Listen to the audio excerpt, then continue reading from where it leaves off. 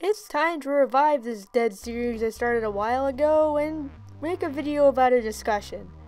Yeah, it's been a while since my last discussion-focused video, but I've been taking a break from the entire reviewing shtick for a while, as well as YouTube in general. Well, here's a quick thoughts about a topic that's not normally discussed, and that's popular but repetitive comparisons. And with that out of the way, let's get started. Something that's been bothering me lately is how, when comparing anime, people tend to compare only two shows. A few popular examples would be Durarara and Bakano, Kill la Kill and Gurren Lagann, Black Lagoon and Jormungand, Attack on Titan and Black Bullet, Death Note and Code Geass, Sword Art Online and Log Horizon, and basically every other video game anime that came after it, like No Game No Life and Overlord, Fairy Tail, Seven Deadly Sins, and finally who could forget the big three arguments. Well, the latter is technically a battle between three shows, but that's not the point. My issue isn't necessarily with the comparisons themselves, since it's always a natural occurrence for someone to compare two pieces of art. The main reason every anime we watch is great when we first get into the medium is because we have nothing to compare them to. When we watch more anime, we develop standards based on the other shows we've seen beforehand. Heck, every scoring system is based on comparison when you think about it. For example, if I were recommending you a show like, say, Fullmetal Alchemist 2003, I'd say it's the best compared to every other anime I've seen, which means that when I compare FMA 2003 to every other anime, it comes out on top.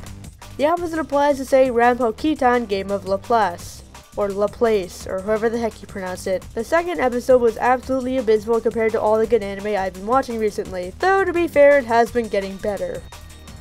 Nor is my issue with the comparisons themselves. I'll admit, while I was watching Durarara and Fullmetal Alchemist Brotherhood, I always compared them to their spiritual counterparts, Bakano and FMA 2003. It helped me realize the flaws and strengths of each anime, since that's what comparisons are supposed to do. However, my issue lies more in the repetition of the comparisons.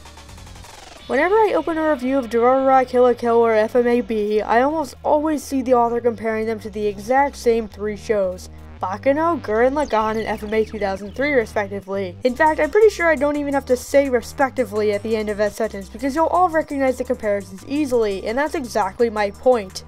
But why is this? Why do people always consistently compare them to the same shows? Well, I have a couple theories. One, the shows are made by the same people and share many similarities.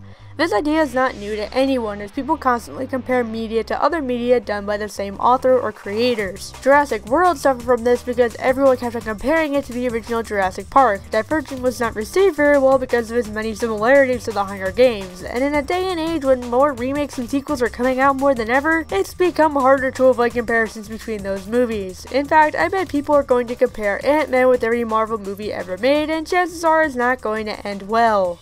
Same happens in anime. People say Psycho Pass Season 2 is terrible compared to its first season, JoJo Stars Crusaders isn't as good compared to JoJo 2012, and Fate Stay Night Fall is flat in comparison to Fate Zero.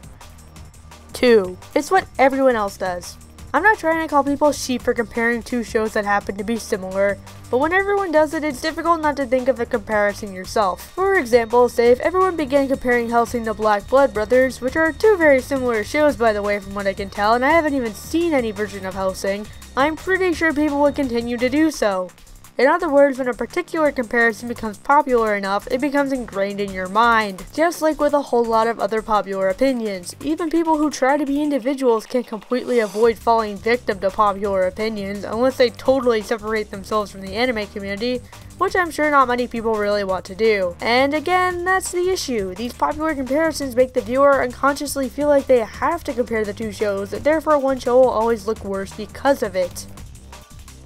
So, what is there that can fix this problem? Well, I think the main solution is to just stop being so narrow-minded when comparing anime. Just because a comparison is popularly accepted doesn't mean that you can't compare one of those shows to other anime. No piece of media is so unique that there is only one other show it can be compared to. For example, you could compare Kill la Kill to Madoka Magica, since they're both magical girl anime that deal with themes of sexism and the male gaze, and decide which show does it better. You could compare Hellsing and Vampire Knight, since they're both about vampires, and decide whether you like action-oriented or romance-oriented vampire stories. You can compare Baccano to Black Lagoon since both are high-octane action shows that fall under the rule of cool category. My point is, stop being so narrow-minded in your comparisons and branch away from the publicly accepted comparisons every once in a while. You don't have to start comparing Baccano to Durara or FMAB to FMA 2003, but maybe think about other shows that they're similar to instead of basing your comparisons on one singular show. It'll be fairer to both shows and will help you gain a broader perspective on what makes a show function. I hope you enjoyed that discussion, and whether you agree or disagree, feel free to share your opinion in the comment section. I'll see you all in my next video!